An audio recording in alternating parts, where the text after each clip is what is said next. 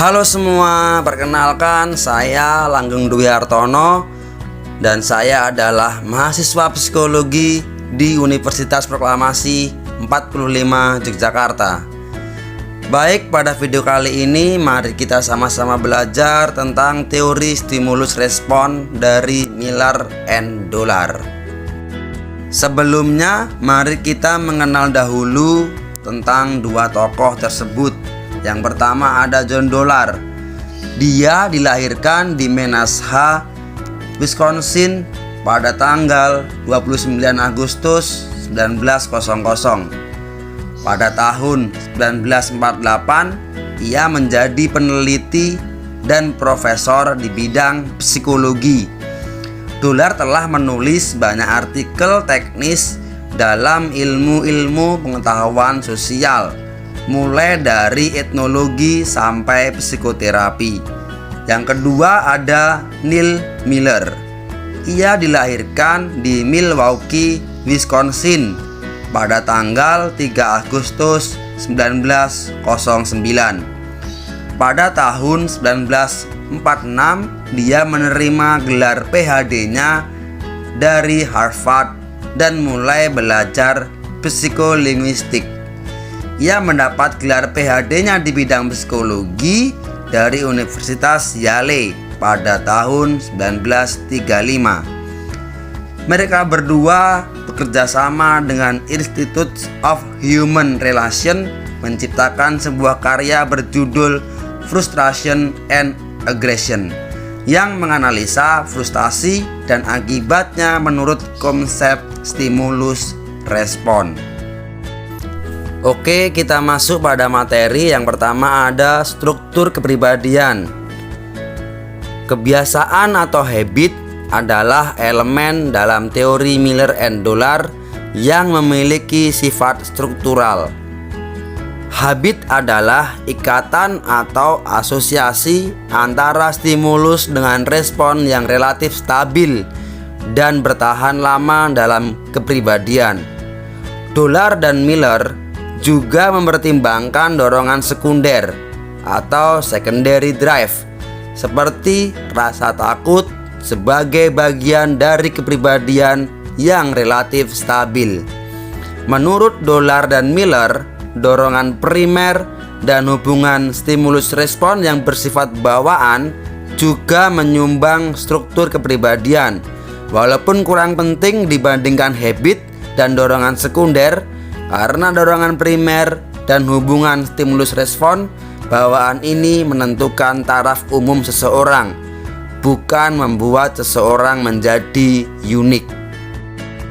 Lanjut, ada motivasi atau dorongan. Dollar dan Miller sangat memperhatikan motivasi atau drive, tetapi mereka tidak mengklasifikasi motif tertentu dan memusatkan pada motif-motif yang penting seperti kecemasan. Dalam proses perkembangan dan elaborasi kecemasan ini, mereka berusaha menggambarkan proses umum yang mungkin berlaku untuk semua motif. Dollar dan Miller mengemukakan bahwa bukan hanya dorongan primer yang diganti oleh dorongan sekunder, tetapi hadiah atau penguat yang primer ternyata juga diganti dengan hadiah atau penguat sekunder. Pentingnya akan hadiah atau penguat sekunder untuk memperkuat tingkah laku. Hadiah lama-kelamaan menjadi tidak efektif, kecuali kalau hadiah itu kadang masih berlangsung bersamaan dengan penguat primer. Berikut ada proses belajar. Sebagian besar dorongan sekunder yang dipelajari manusia dipelajari melalui belajar rasa takut dan kecemasan. Untuk bisa belajar, orang harus menginginkan sesuatu, mengenalinya, mengerjakannya, dan mendapatkannya.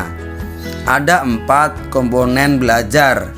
Yang pertama, drive adalah stimulus yang mendorong terjadinya kegiatan tetapi tidak menentukan bentuk kegiatannya.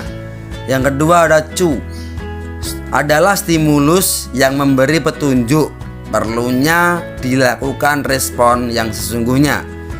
Yang ketiga ada respons, artinya aktivitas yang dilakukan oleh seseorang. Yang terakhir ada reinforcement, hadiah atau penguat. Dolar dan Miller mendefinisikan reinforcement adalah sebagai drive pereda dorongan atau drive reduction. Lanjut pada proses mental yang lebih tinggi.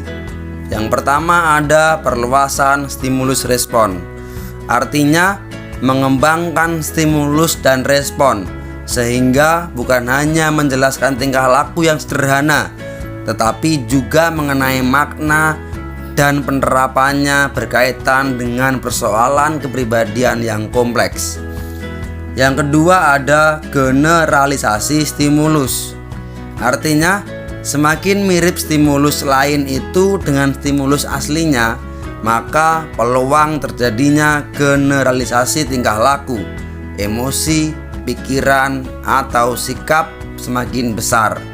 Yang ketiga, reasoning.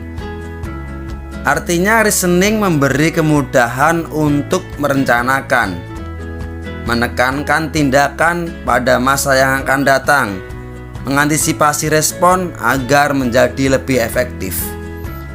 Yang keempat, bahasa atau ucapan, pikiran, tulisan maupun sikap tubuh.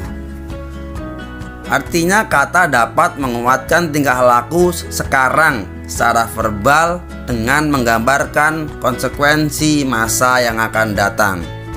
Yang terakhir ada secondary drive, artinya stimulus atau cue yang sering berasosiasi dengan kepuasan. Dorongan primer dapat menjadi reinforcement sekunder. Semua drive sekunder dapat dianalisis asosiasinya dengan drive primer. Kemudian Dolar dan Miller juga membahas tentang ketidaksadaran. Ia memandang pentingnya faktor ketidaksadaran, tetapi formula analisisnya berbeda dengan Freud. Dolar dan Miller membagi isi-isi ketidaksadaran menjadi dua. Yang pertama, ketidaksadaran berisi hal yang tidak pernah disadari, juga apa yang dipelajari secara nonverbal dan detail dari berbagai keterampilan motorik. Yang kedua, berisi apa yang pernah disadari tetapi tidak bertahan dan menjadi tidak disadari karena adanya represi.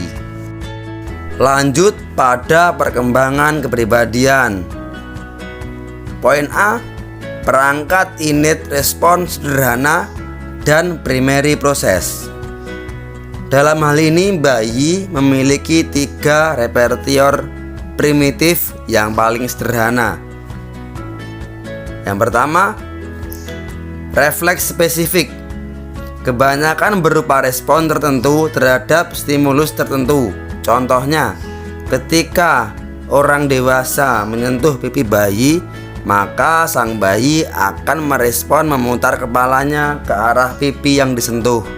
Yang kedua, respon bawaan yang hierarkis, kecenderungan melakukan respon tertentu terhadap situasi stimulus tertentu sebelum melakukan respon lainnya. Contohnya, bayi akan menghindari stimulus yang tidak menyenangkan sebelum bayi menangis. Yang ketiga, dorongan primer, stimulus internal yang kuat dan bertahan lama, yang biasanya berkaitan dengan proses fisiologis seperti lapar, haus, dan sebagainya. Bayi akan terus berusaha mengurangi tegangan dorongan, memunculkan respon-respon, menjawab stimuli baru, memberikan reinforcement baru, memunculkan motif sekunder dari drive primer, dan mengembangkan proses mental yang lebih tinggi melalui mediasi stimulus. Selanjutnya, poin B ada konteks sosial. Dolar dan Miller menekankan saling ketergantungan antara tingkah laku dengan lingkungan sosiokultural. Prinsip belajarnya dapat diterapkan lintas budaya. Tingkah laku individu dipengaruhi oleh masyarakatnya. Kemudian yang poin terakhir, poin C, situasi pembelajaran. Sama dengan teori psikoanalisis dari Freud, Dollar dan Miller menganggap 12 tahun kehidupan awal sangat penting dalam menentukan tingkah laku individu. Kemudian masuk pada pokok pembahasan yang terakhir tentang psikoterapi dari Dollar dan Miller. Yang pertama ada displacement, artinya merubah arah impuls yang dicegah agar tidak diekspresikan. Yang kedua ada sublimasi, adalah bentuk displacement yang lebih adaptif karena energi yang ada tidak ditumpahkan pada bentuk asli yang dicegah, tetapi disalurkan ke dorongan yang lain yang bisa diterima. Yang terakhir ada belajar menguasai sistem syaraf otonom. Dollar dan Miller berpendapat bahwa manusia dan hewan pada tahap tertentu dapat belajar menguasai respon sistem syaraf otonom, seperti belajar dalam mempercepat atau memperlambat denyut jantungnya. Baik teman-teman, sekian video kali ini, semoga bermanfaat. Tetap jaga kesehatan dan tetap semangat.